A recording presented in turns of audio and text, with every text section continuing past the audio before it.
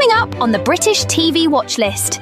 And the show leans into that. It shows Cassandra looking at these letters and remembering the moments behind them.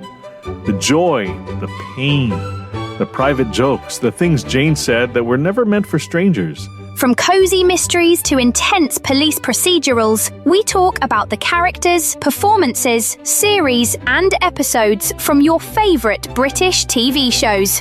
Hi there, it's Michael T. All right, let's talk about the miniseries Miss Austen.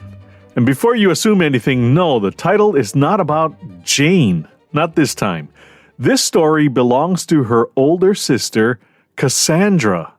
She's the one at the center. She's the one carrying the weight. And honestly, she's the one who deserves the spotlight for once. If you've watched a lot of Jane Austen adaptations, and let's be honest, many of us have, you're used to the usual stuff. Pretty houses, big dresses, people walking across fields with purpose. A lot of polite tension, and of course the famous characters. Elizabeth Bennet, Mr. Darcy, Emma Woodhouse, all of them. But Miss Austen, the 2025 miniseries, does something different. It steps away from the novels and looks at the real family behind them. And instead of saying, let's learn about Jane, it says, let's learn about the person who knew Jane the best. And that's Cassandra. And we'll find out what she did and why it's so important. Let's start with the basics. Cassandra Austen was Jane's older sister. They were close, very close. They shared rooms, secrets, jokes, and probably a lot of eye-rolling at family drama. They were each other's person. If you ever had a sibling or a best friend who just gets you, that's the idea here. Jane, you and I will always be sisters, even when I'm Mrs. Fowl. You are saddled with me forever. It will be strange at first, but it is something that most sisters must go through. Most sisters? Is that how you think of us? I've mistakenly assumed myself of greatest significance. Jane, you know... Of course I know. We are not most sisters. Cassandra was steady, calm, loyal, the kind of person who watches everything and understands more than she says. Jane was the writer, the spark, the one who turned life into stories. Cassandra was the one who kept the world from getting too close. And that's the heart of the show. It's not about fame or genius. It's about two sisters trying to take care of each other in a world that didn't give women many choices. The series jumps between two time periods. In the present of the show, it's the 1840s. Jane has been gone for more than 20 years. Keely Hawes plays Cassandra. She's older now, she's thoughtful, and she has an agenda. Then we jump back to the past, when both sisters were young. Synnöve Carlson plays the young Cassandra, or Cassie.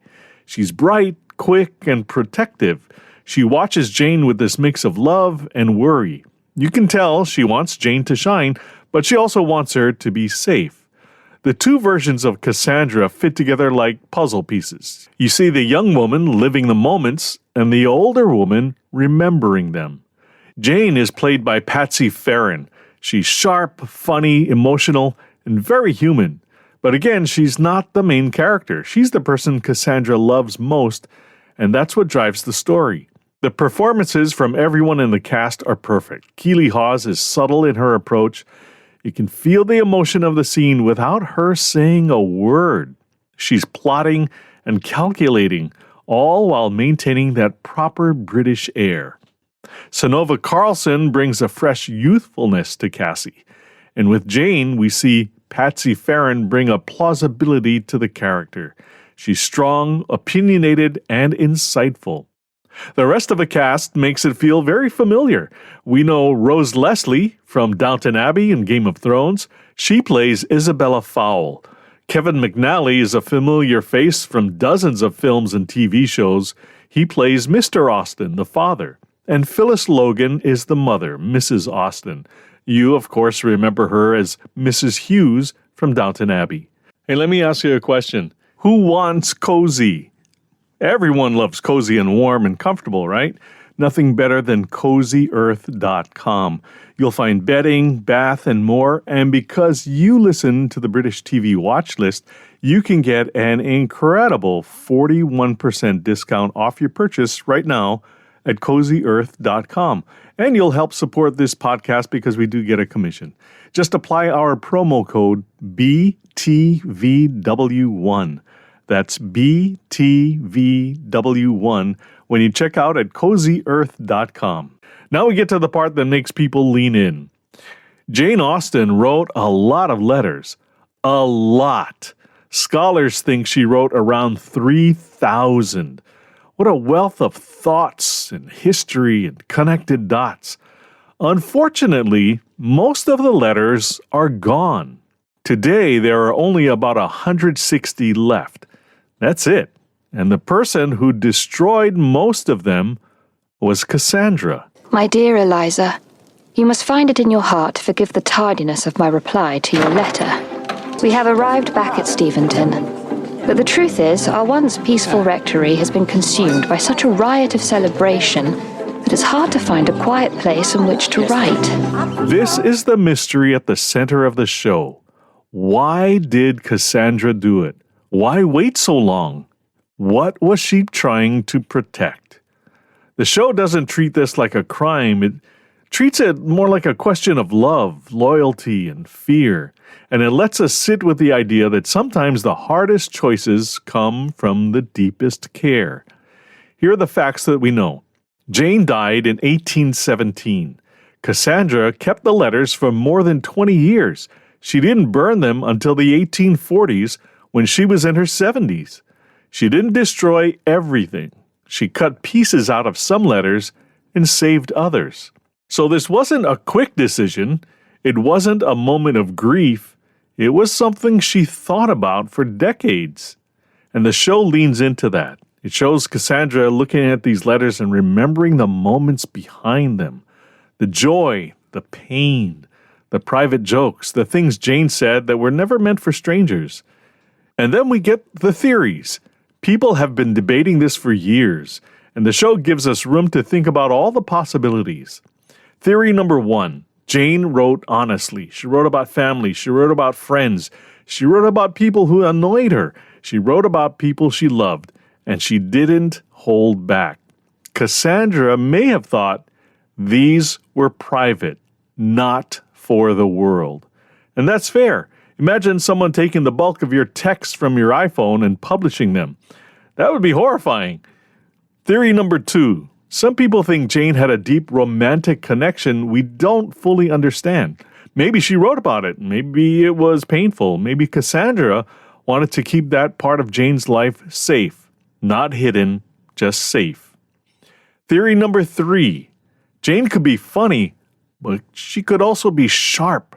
And in England in the 1800s, reputation was everything.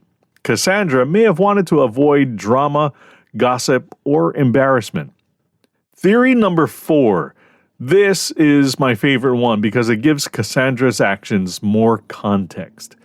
Right around the time Cassandra was deciding what to do with Jane's letters, another writer's letters were published. Frances Burney. She was a respected novelist, and when her private letters came out, critics tore them apart. They mocked her, they judged her, they treated her personal thoughts like entertainment. Cassandra would have seen that. She would have seen how cruel people were, and she might have thought, no, not Jane, I won't let this happen to her. This theory feels very human, very protective, and it fits the Cassandra that we see in the show. In a way, it's very much like what we see today when people comment on social media posts. They hide behind their smartphones and pontificate with vulgarity and rudeness, often with little or no consequences. Nothing has really changed in 200 years. I would argue that nothing's changed since Adam and Eve. The heart of Miss Austen is the bond between the sisters. It's not dramatic in a big, loud way. It's quiet. It's steady. It's the kind of love that builds over years. Cassie watches Jane live through moments of joy and disappointment, and she sees how those experiences shape Jane's writing and her sense of herself in a restrictive world. Older Cassandra carries all of that. She carries the memory of Jane's joy and Jane's pain. And when she looks at those letters, she's not thinking like a historian. She's thinking like a sister. The show also flashes back to an early love for Cassie, and we learn about the bond of sisterhood as Cassie works through the spectrum of that relationship. That's what makes the show powerful. It's not about protecting a famous author, it's about protecting someone you love.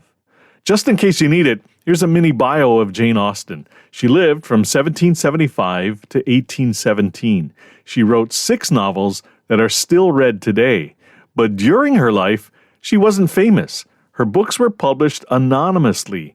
The byline read only, "by a lady." She didn't get public credit.